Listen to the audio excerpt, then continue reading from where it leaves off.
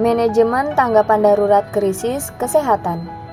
Manajemen tanggapan darurat krisis kesehatan adalah bahwa manajemennya efektif dan terkoordinasi sangat penting dalam menghadapi krisis kesehatan. Dalam situasi darurat seperti pandemi atau wabah penyakit, perencanaan yang matang, respon cepat, koordinasi antar instansi, dan komunikasi yang jelas adalah kunci untuk mengurangi dampak dan menyelamatkan nyawa. Manajemen tanggapan darurat harus mencangkup pemantauan epidemiologi, persediaan peralatan medis, isolasi, karantina, dan edukasi masyarakat.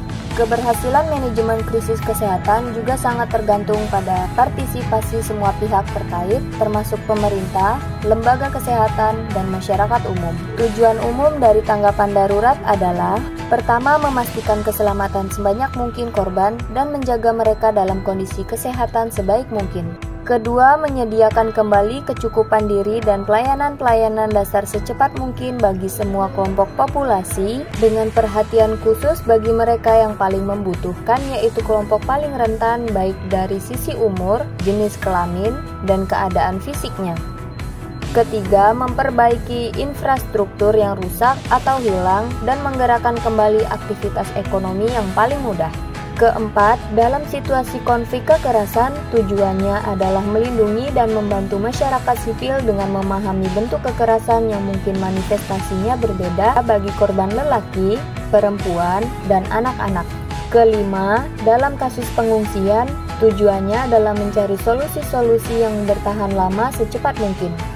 Secara umum, tanggapan darurat meliputi siaga darurat, pengkajian cepat, penentuan status kedaruratan, Search and Rescue atau SAR, penyelamatan dan evakuasi atau PPE, respon dan bantuan atau Response and Relief, pengkajian untuk rehabilitas dan rekonstruksi.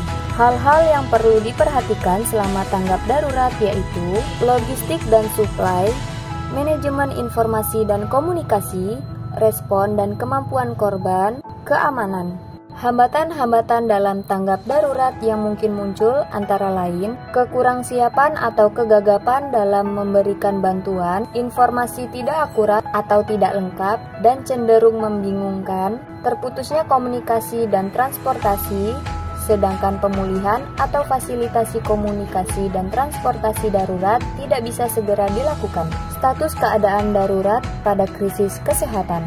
Status siaga darurat adalah keadaan ketika potensi ancaman bencana sudah mengarah pada terjadinya bencana yang ditandai dengan adanya informasi peningkatan ancaman berdasarkan sistem